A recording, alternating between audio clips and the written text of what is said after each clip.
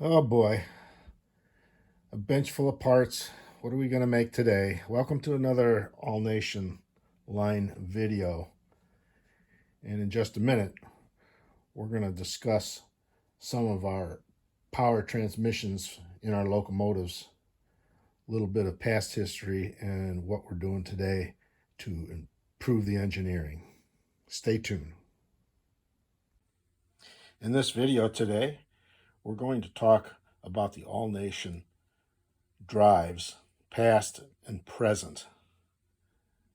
We've been working to redevelop the drives and get those back out on the market, not only operationally, but for those modelers that need parts. So we've made quite a bit of progress recently, and we'd like to talk about the details of this progress today. Before we get into the mechanical engineering of the drive mechanism itself, it's fair to point out how power is implemented in some of the all-nation engines in the past. The modelers familiar with the all-nation engines such as the NW2 switcher, the F3, F7 road units would have found, looking under the hood, several types of implementations. Before you would be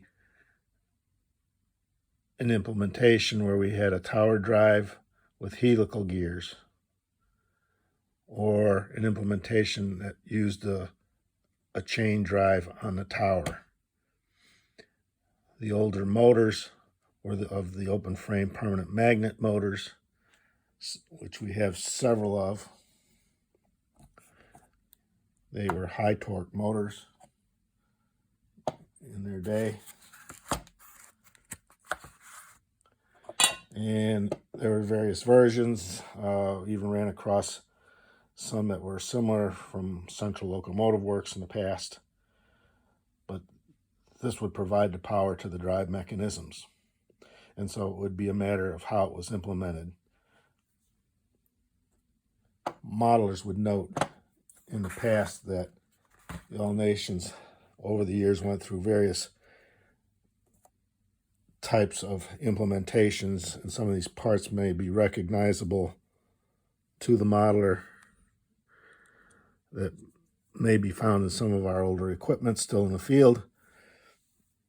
And some implementations were ideal, others were not too satisfactory, such as the plastic tubing here, which I never cared for, and a lot of times you had repair issues. So today we have better techniques and more modern technology to build a better drive mechanism, and that's what we're going to talk about today. So what we're going to focus on today is shown in this mechanical drawing, which was used in our engineering department for reference use. It was the original drawing that did not contain any metrics and was done in December of 1948. The part numbers that were assigned are still applicable today. The general structure that is shown in this mechanical drawing is still the same today, with the exception of maybe on some of our tower drives, they went to a helical gear. And we're going to focus on the tower section. And this particular component that's driven from the tower transmits power to the other wheel set.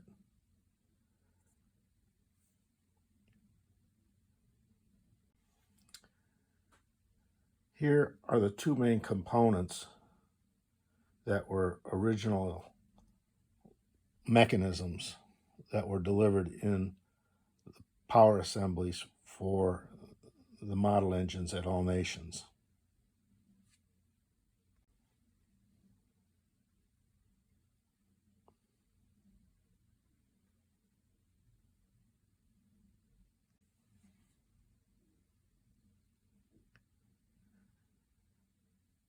On some of our engines, both trucks could be powered.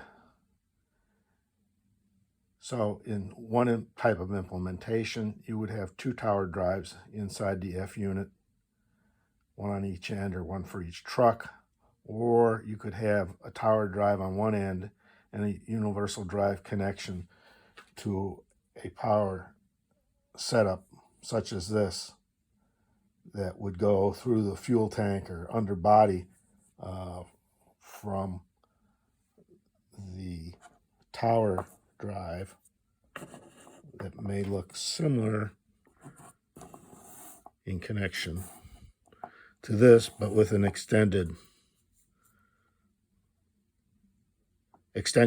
that would allow you to connect universals and have an underbody transmission of power to the other truck.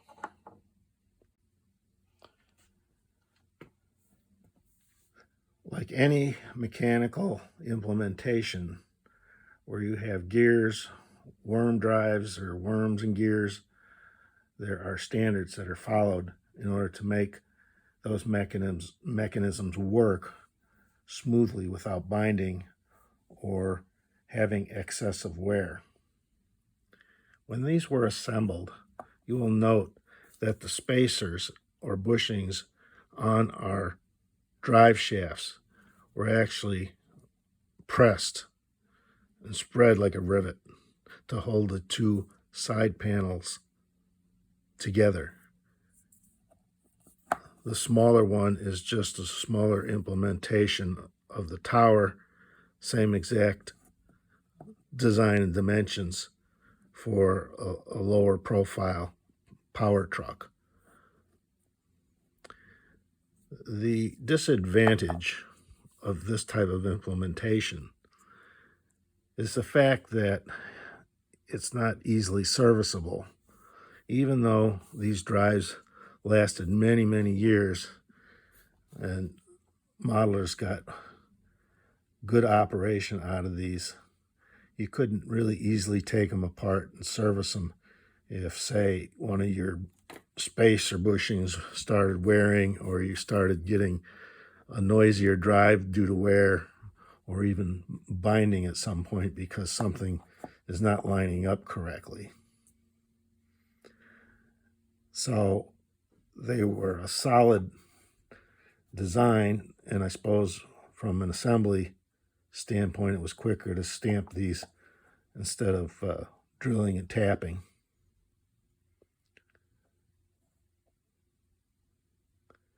One of the other implementations that we went to was to have a servo link configuration of using a plastic chain drive, which significantly quieted the operation down compared to a helix gear implementation. We're going to show you what the inside of the tower drive looks like when you take off the side. And here we can get a good shot of it. When we ground off and we're able to remove the side, you can actually see the inside of how this is mechanically put together. So the top shaft has a C-ring here that's inserted into a slot on the shaft to keep it from moving back and forth. And like most implementations, you're going to find maybe shim rings here or thrust washers here, or even on your axles. And that helps because on a helix gear, you can have a lot of torque, and thrust washers help alleviate that problem. So the next thing we'd like to show you is how we're changing things up a little bit. One of the first things I decided to try to do was to create these side panels that hold the spacers and the bushings and the whole mechanism together, create those in polycarbonate instead of using steel. The steel sides were stamped with one of our dies, and I think by going to a polycarbonate, it'll help reduce the noise of the mechanism. It will not necessarily have a soundboard to amplify it like maybe a piece of steel does when your gears start getting worn. You will note, and I'm pointing this out because I am thinking about coming out with these mechanisms in a kit form for the modeler to assemble rather than pre-assembled. And I think it's good to be able to put something together like this, so if you do have problems, you can easily resolve the problem, particularly if you've been driving your mechanism for 5 or 10 years and it's starting to have some issues. And of course, the most important thing on mechanisms like this is to keep them well lubricated. The next step we decided to do was to use these brass bushings or spacers, which is part number 4040 in our diagram, and drill and tap each end. And we can put either a 256 screw in or a 348 with a lock washer, so that this allows easy servicing because you'll be able to take it apart and put it back together rather quickly. And I have the side panels laid out because in our development of the mechanism, our holes for the axle bushings are just slightly off center. So each of these pairs has to match up when they face each other. You can't flip these over because they will not match. Same for the smaller ones. And frankly, I'm not sure why that was done. Perhaps to make sure that your gear and your worm were aligned correctly, because it's very important that they are perfectly perpendicular when they are all assembled, and things aren't going to be going left and right and back and forth on you during operations. It would either give cause for wearing out your gears or locking them up. So the metrics on these for the holes and the spacers are exactly the same as were implemented in the original design of the mechanism. Another thing we went ahead and did, we 3D printed a little bottom plate here for snapping onto the bottom of this, and the sole purpose is to make sure that our bushings stay perfectly where they're supposed to in the side frames without doing any sort of major crimping or gluing or however they should be mounted. But secondarily, we think that maybe it'll help keep the noise level down, and when you want to lubricate it, it would give an oil pan for your bottom gear to constantly be picking up lubrication as it's operating. The wheel sets, of course, are the 40-inch wheels that go on here. One side would be insulated.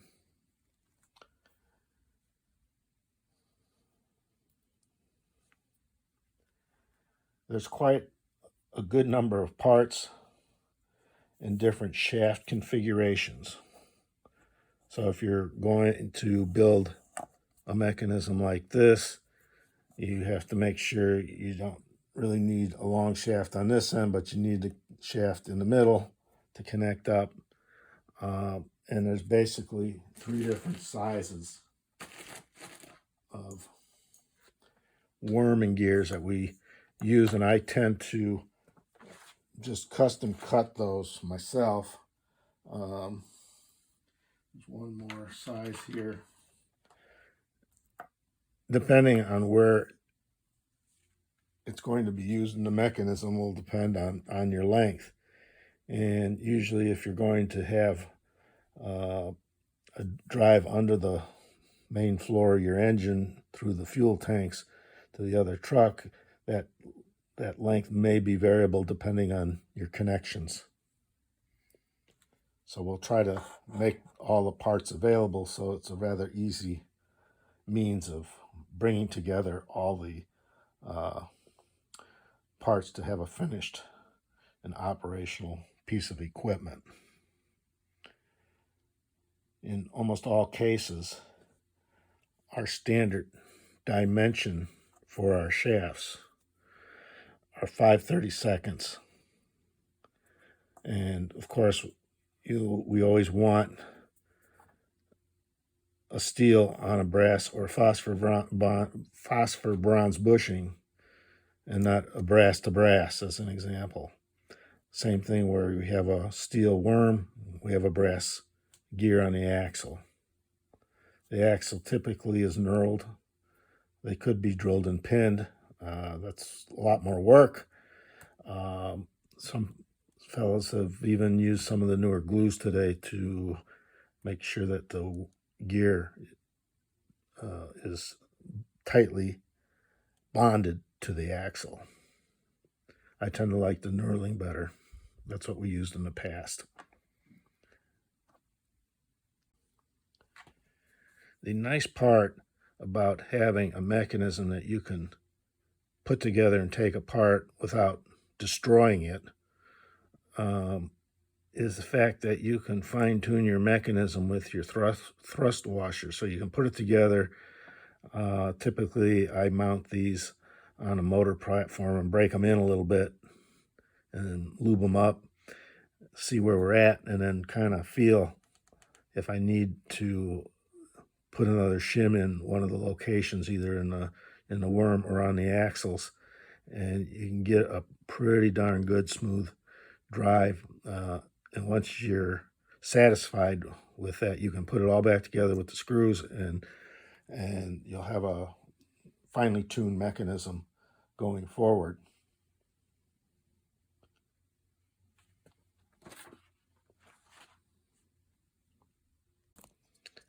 So here is our completed tower drive, all set to be implemented with the chain from Servolink. Everything is put together and manually tested for smoothness, making sure our worm gear shaft isn't moving back and forth too much, and it feels not too tight, not too loose. And the next thing to finish this is to put the wheels on, press the wheels on, and put the chain on, and it should be ready to install in a power truck such as the All Nations Blomberg trucks.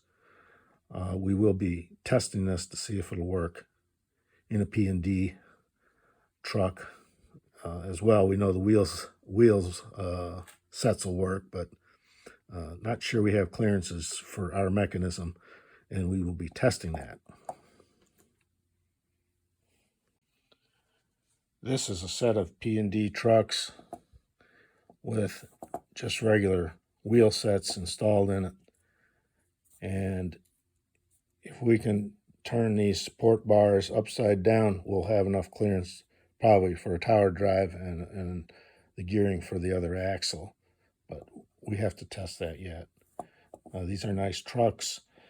They don't fit NRF units. They're a little bit oversized in width and length, unfortunately. But if you have other models where you can use these trucks it would work just fine. For my own modeling purposes, I've been experimenting with different power implementations and drive shafts to the tower drives.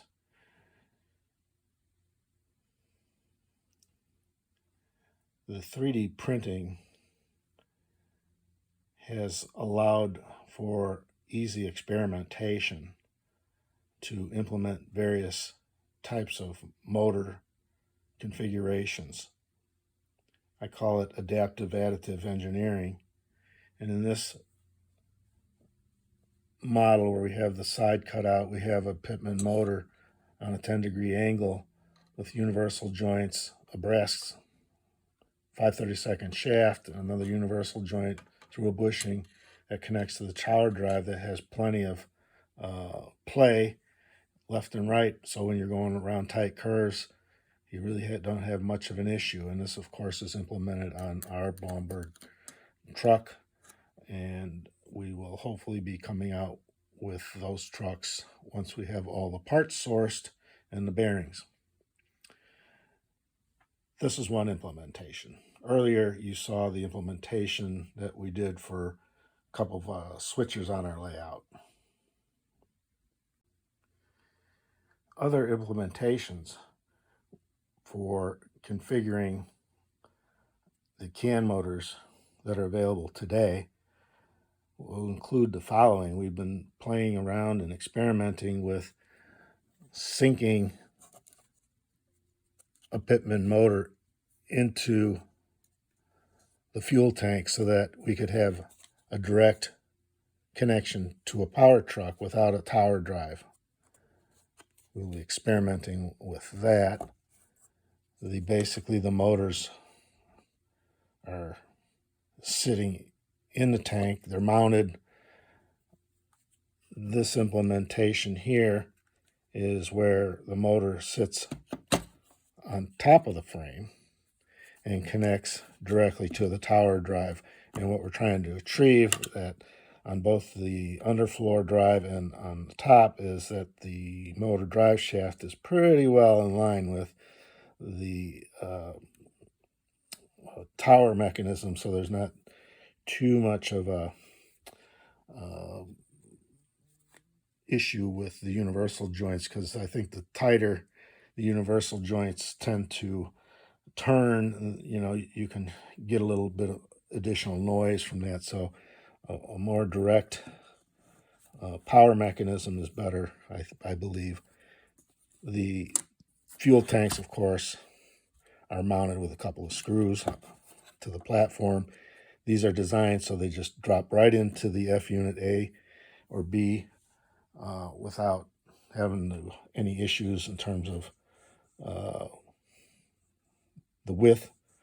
It's just an easy mechanism to service overall.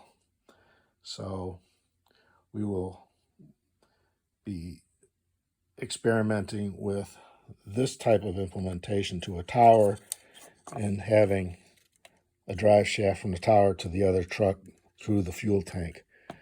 And again, 3D printing and some of this adaptive engineering work in CAD helps us develop stuff that we never could do easily before. So I hope you like this video, and I would say that if you're going to take one of our mechanisms in kit form, the first one you put together, you're going to play around with it for quite a little bit, maybe an hour or two, putting it together, taking it apart, and just getting familiar with it. But once you do one, it becomes pretty routine. And again, I think servicing these parts when they need servicing is what modelers do not have an opportunity to do with other mechanisms on the market. And everything is standard from the 5/32 shaft to the 5/32 axles that we have. And the flexibility is, I think, something that makes this a desirable component. And modelers have told me over the years that the reason they like the all-nation drives is they're pretty bulletproof. They give a long life of operation with very little trouble, as long as you keep them lubricated, and they're a good investment for your engines and your models. And these drive mechanisms, I have seen them implemented in AHM Fairbanks Morris units, and other fellows have put them in other types of locomotives where they need replacement drives, and they have worked quite well. But that borders on the line of kit bashing, you might say. And we will have all the components available, including extended shafts that you can custom cut to the length you need, and have readily replaceable parts when needed. So again, thanks for joining me here, and any questions, send me an email or give me a call. And if you think there's something to be improved, we'll definitely look into it and improve it.